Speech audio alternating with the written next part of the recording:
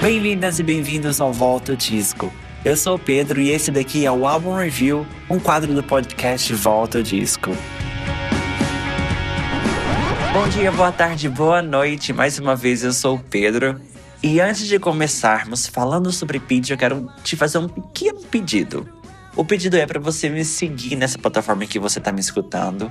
Assim, a gente consegue levar a mensagem do podcast para mais pessoas. E se você quiser, você também pode meio que conversar comigo. Deixa o seu review aí, deixa o que você achou do podcast, do episódio. Quero saber a sua opinião. Deixa as suas 5 estrelinhas. Assim a gente chega em mais pessoas e a gente faz essa conversa crescer, ok? Bom, ela é uma das donas do rock brasileiro. E depois de 4 anos sem um disco de inéditas, em 2009...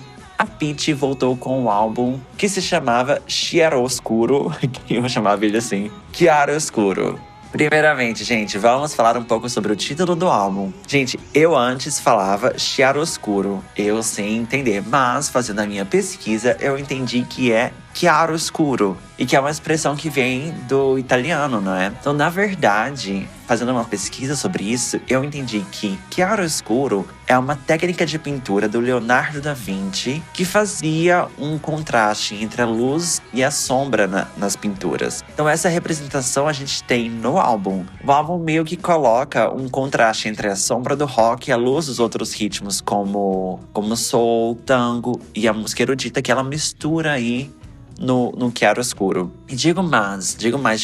Eu acho que também é uma relação entre a Pitty dos álbuns anteriores e a Pitty desse álbum, porque a gente tem essa, entre aspas, nova Pitty, não é? Se antes ela era mais direta e até um pouco mais agressiva em algumas letras, aqui eu vejo ela dizendo com o que não é dito, entende? Brincando com as palavras e não tendo um discurso tão direto. E vendo uma das entrevistas que ela deu na época, ela diz justamente isso, não é? Ela diz que aprendeu a brincar com sarcasmo, que, como ela mesma disse, as pessoas não entenderam, não é? E deixaram passar algumas mensagens do álbum. E diferentemente dos álbuns anteriores, esse daqui foi gravado em um modo totalmente orgânico e até, assim, a moda antiga. Todos os instrumentos foram gravados ao vivo em uma casa. Eles alugaram uma casa e gravaram todo o álbum lá. Então, como se fazia antigamente, eles tocaram o disco e gravaram, não é? Todos juntos. E a masterização foi feita em Los Angeles por alguém que já fez, né? Um técnico que fez masterização para grandes nomes, inclusive Michael Jackson. Falando sobre o álbum, a gente teve nesse álbum 3 singles. A gente teve Me Adora, Fracasso e Só Agora. E esse daqui também foi um momento de muito sucesso comercial pra Pitty, já que as suas músicas tocavam assim regularmente nas rádios. E tanto Me Adora quanto Fracasso caíram assim no gosto popular. Você ligava a rádio, tava tocando Me Adora ou Fracasso tocou assim por muito tempo. E além do álbum, foi lançado também um jogo pra celular. Essa eu nem lembrava, gente. Foi através das pesquisas, não é? Então, na verdade, eram 3 jogos, todos baseados nas músicas do álbum. Em um dos jogos, o jogador tinha que se dividir entre as várias tarefas que uma mulher faz durante o dia, em referência, claro, à música Desconstruindo Amélia. E depois, o outro jogo era um jogo de tabuleiro para a música Medo. E o último jogo era o Rato na Roda, não é? Em que um fã tem que passar os seguranças para dar um mosh. Ok? Gente, amo Pitty, mas eu aprendi a palavra mosh agora, tá? E aí, pra divulgar o álbum, gente, ela saiu em uma turnê que começou com um show em Buenos Aires e seguiu para um show em Uberlândia, a minha cidade. Lembro exatamente desse show que ela fez no London Pub, não é? 2010. E nessa turnê ela fez 67 shows pelo Brasil em 2010. Então ela rodou o Brasil nesse ano. E também a turnê deu origem ao DVD Cascope, não sei. E além das músicas do álbum, dava espaço também para um lado B da Pitty, né? As músicas que não eram tão comerciais, que não eram tão de rádio. Bom, agora que a gente sabe um contexto do álbum, a gente pode entrar nele. A primeira música do álbum se chama 880. Olha, gente, brilhantemente, ela abre o disco com uma música que se chama 880, né? Num disco que coloca essa posição entre o claro e o escuro, não é? Quando eu falei que a intenção do álbum era essa de entrar numa descoberta, não é? Tipo, a Pitty, ela sempre traz pra gente essa questão da descoberta humana, não é? Falando sobre as questões humanas, não é? Sobre o claro e o escuro. Então, quando ela entra nessa intenção aqui no álbum, sobre essa busca, essa reflexão sobre a humanidade, essa música explica muito bem isso, né? Sobre os nossos paradigmas, sobre as coisas que a gente faz, que a gente não admite nem pra nós mesmos, não é? Sobre quem nós somos quando olhamos no espelho, sobre quem nós não queremos ver quando olhamos no espelho, não é? A parte de nós que nós não queremos ver. Muito poético. E como ela diz no final, não tem ninguém que é 8 ou 80, né? A gente julga isso muitas vezes até hoje, né? Nossa, essa pessoa é X. E condena essa pessoa. Mas assim, gente, ninguém é 8 ou 80. E depois a gente vai de Me Adora. Gente, quem nunca cantou essa daqui não viveu, né? Aqui ela fala sobre um término terrível e você encontra nesse fim ainda buscando um pouco de dignidade de alguma forma, né? Uma validação, talvez. E é isso. Depois a gente vai pra Medo. Medo, meio que cada um tem o seu, não é? E é uma das coisas que nos torna humanos. Mas eu acho que é legal quando ela fala na música, saboreie o meu próprio medo. Porque é como se ela aproveitasse esse medo, como se ela dominasse esse medo, sentisse prazer nele, né? Ela saboreia ele. E depois a gente vai de Água Contida. Essa daqui tem um tango e é, na verdade, inspirada, tem uma citação, na verdade, interpolação, que se chama da ópera Carmen. E na música ela fala sobre deixar a água contida.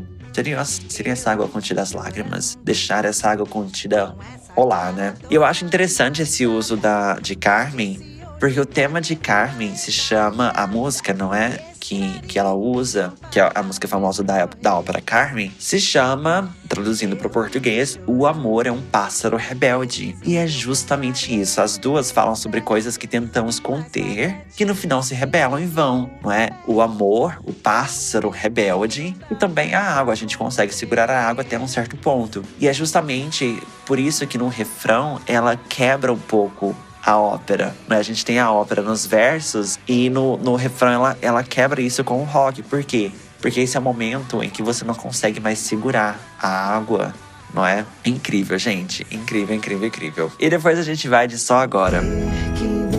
Olha, nem toda música de amor precisa ser feliz, tá? Ela aqui é melancólica, minimalista e fala sobre curtir o agora, porque o amanhã pode nem existir ou nem existirá. Não é? É um momento do álbum que a gente tem uma quebra de sonoridade, não é? Contrastando com o que a gente teve em Água Contida. E depois a gente vai de Fracasso.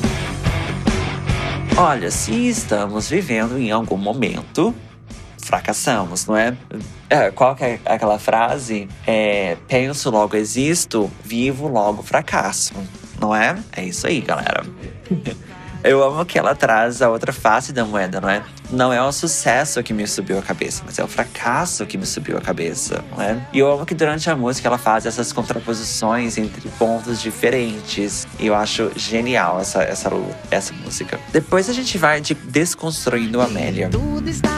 Tradicionalmente, a Amélia, não é que é uma expressão que as pessoas jovens talvez não conheçam, mas a Amélia é a dona do lar perfeita, não é? E eu acho que essa daqui descreve muito bem os desafios da mulher de hoje, não é? Que faz tudo, que luta contra a sociedade que temos, que trabalha na vida, que trabalha em casa e tudo mais, e que tem o seu espaço. Porém, eu acho que a música não é morte aos homens, não é nesse sentido, mas é mais inspiradora sobre querer ter o seu espaço também.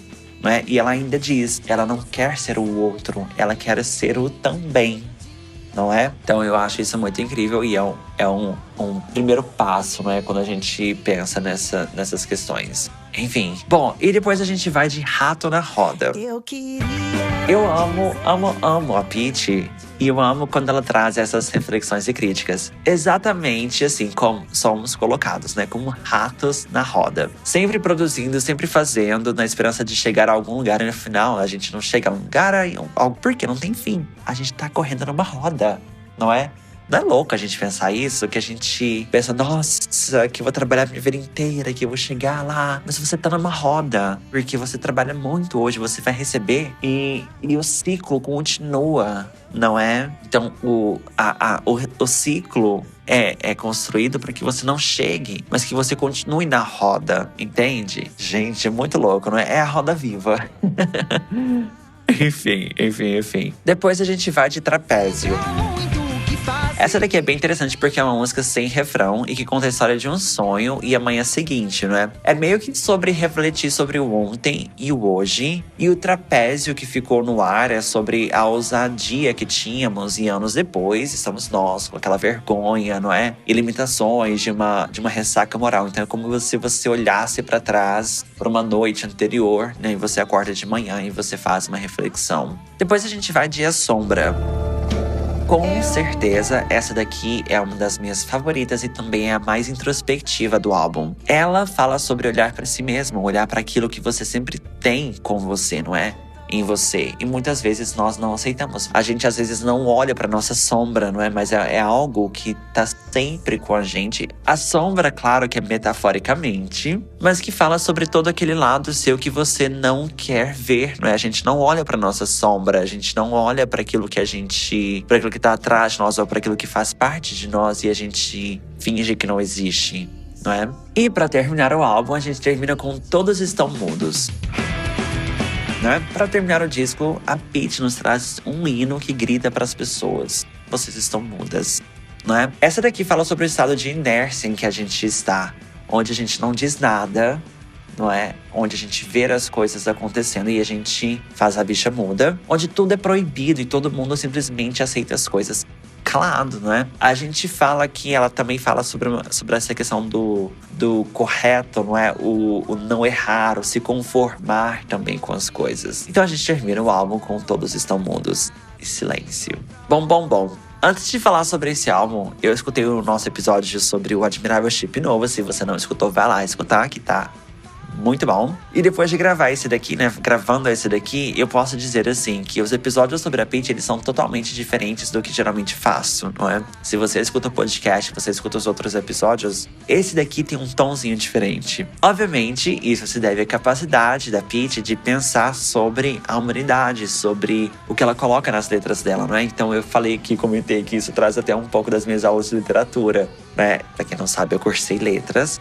E a literatura é uma paixão para mim, não é? Então, me faz lembrar um pouco das discussões que eu tinha nas aulas de literatura. Enfim, o álbum meio que nos leva em uma viagem em que a gente pode refletir sobre a nossa condição humana, não é? Sobre os momentos bons e ruins, sobre o claro e o escuro. E ela traz essa dualidade pro álbum, em que a gente vê assim claramente que ela intercala entre músicas mais pesadas e mais leves, não é? Sobre essa representação. E na época, muito se falava, na verdade, sobre essa, entre aspas, nova Pitty. Mas eu acho que é muito mais sobre o outro lado da Pitty. A gente não é o 8 ou 80. A gente é várias coisas entre o 8 e o 80, entende? A gente não é o claro ou o escuro, a gente é muita mais coisa no meio disso. E eu acho que esse daqui foi o primeiro passo pra gente ver a nova Pitty, porque depois ela se permitiu com os projetos paralelos, né? Gente, como que chama aquele projeto paralelo que ela tinha? Agora eu não me lembro. Que era o Duo, não é? Então, assim, a gente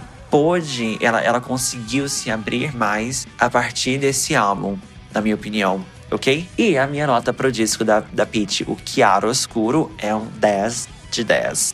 Ok? Claramente eu quero saber a sua opinião, quero saber o que você acha, quais são as suas músicas favoritas. Então deixa aí pra gente nos comentários, eu quero saber. Ou vai lá no @voltadisco no Instagram que a gente continua a conversa um pouquinho, tá? Bom, a gente se vê no próximo episódio do podcast. Até mais. Tchau, tchau.